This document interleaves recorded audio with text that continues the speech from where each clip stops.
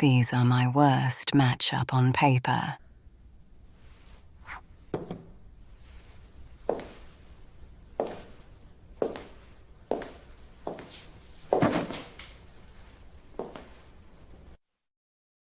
In this video, Nijisa will explain why. Let's begin.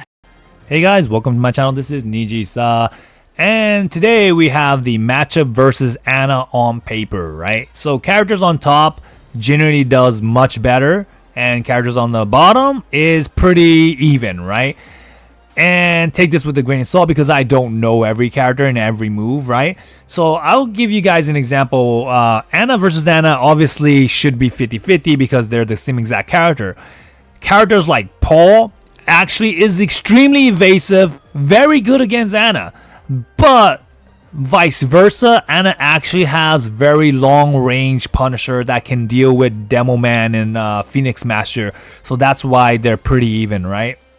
So primarily these two characters just more of like they're evasive and they step better than most characters, so that's why they're here. They don't technically have way better like option select, and then in this middle group it's more of like they just have very high crushing option select, or they're just bigger characters just have built-in defense, right? A few of these characters have like stuff that are just like slightly like it's launch punishable by other character, but Anna can't launch it, stuff like that in scenarios like that, right? So or like for example, Armor King and Brian has like 12 frame while rising counter hit launchers, right?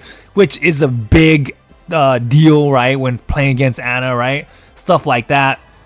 So it's not that huge. Like for example, like I said, most of these are just all evasive built-in mechanic.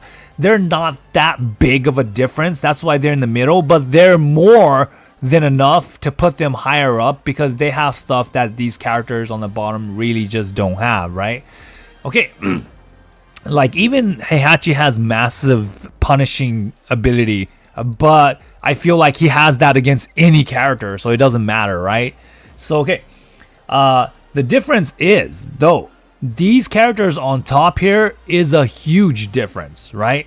Like they get bigger punishes, they're able to deal with Anna's strings way more effectively, and I'll just show you guys with the famous Jin Kazama, okay?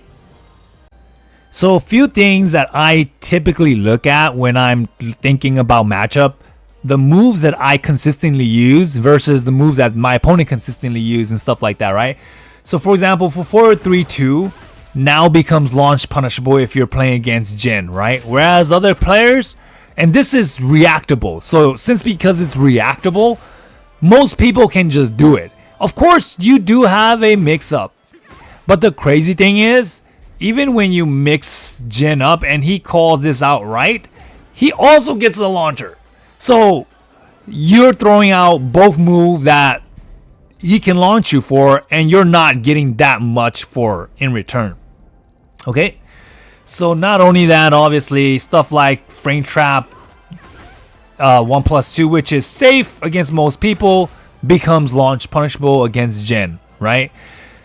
And that isn't exclusive to Jin. There are some characters that can punch parry this into launcher, like Asuka and stuff like that. I do think Asuka should be higher on this list. Let's just go ahead and move Asuka up. I think she's well deserved to go up higher on this because yeah. Okay, not only with that said, obviously Jin can also launch this as well. Like so if I did this move here, which is a very highly used move, he can launch that. So all these little mechanic stuff really makes Jin just that much better, right? So the thing is, obviously, if Jin does moves like this where Jin can actually launch punish himself, right? Anna cannot launch punish this, you see? So that's where it makes Jin that much better as a character versus Anna, okay? Okay, so without showing too much gameplay, I would just kind of go over these top characters really quickly, right? Because the majority of these characters, they just have very high damage punishing like low blocks. So like if you have like a 14 frame launcher, you're typically up here, right? You're technically up here because you're gonna launch the majority of Ana stuff, right? And then if you're able to deal with 4-3-2, you're usually going to be either up here or, you know, for the most part, right? So, for example, Huareng can literally just step Flamingo, Ana's 4-3-2, launches her from there possibly, right? Lee doesn't.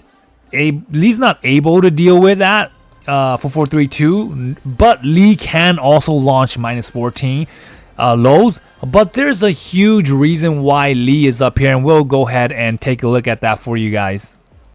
So you guys, everyone already know Lee's extremely broken. So obviously for 4-3-3 is launch punishable. You guys can see there. If you ever decide to do down 4-1-2 into like 4-1, he always will just get a counter hit into heat engager if he opts for this option, right? It's crazy, right? But those aren't really that big of a deal because those are stuff that you're initiating, right? The problem is when you actually play good defense and you block these, they're no longer launch punishable, you see? If you're playing Ana, right? But if you're playing just any generic character, for example, like Leroy or whoever, right? I'm just going to show you guys an example, right? So if you're playing like the generic character and you block this stuff, you're going to get a punish for this. See that? You get a punish. So I'm going to show you, this is another one that he has. So you see, you get launchers if you're playing a normal character or a better character. I don't know what's the right way to say it, like a normal character, right? Like 90% of the cast can actually launch these, but Ana cannot launch these. And I'm just going to show you guys the example for the Sly as well, because yes, Ana cannot launch these. So yeah, so the problem here is now you're going to either opt for this stuff or you're going to try to go for the low sweep, which now you're risking your life trying to go for that option select, right? So yeah, and that's really why Lee is up there on this tier list as well, because there's just a lot of stuff that he's getting away with.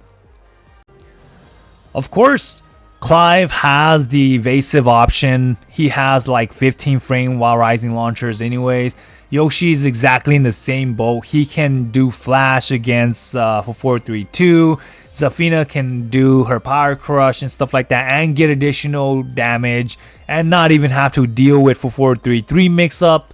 So yeah, there's just a lot of stuff, right? And the same thing goes with Devil Jin, and Devil Jin is just as bad as Jin because he also has a 14 frame launcher. He also can deal with for 4-3-2. He also have all the evasive properties that a lot of the characters on the bottom here has. So he's actually probably worse than all the other characters in my opinion. I don't know, right?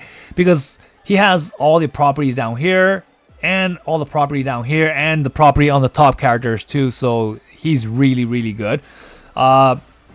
Same with Reina. She has almost everything. The only difference is she doesn't have that 14 frame launcher. So yeah, from Wild Rising. So pretty much that sums up the matchup setup, matchup versus Ana for you guys. And yeah, that's how I see it, guys. What do you guys think? And see you guys next time. Bye bye.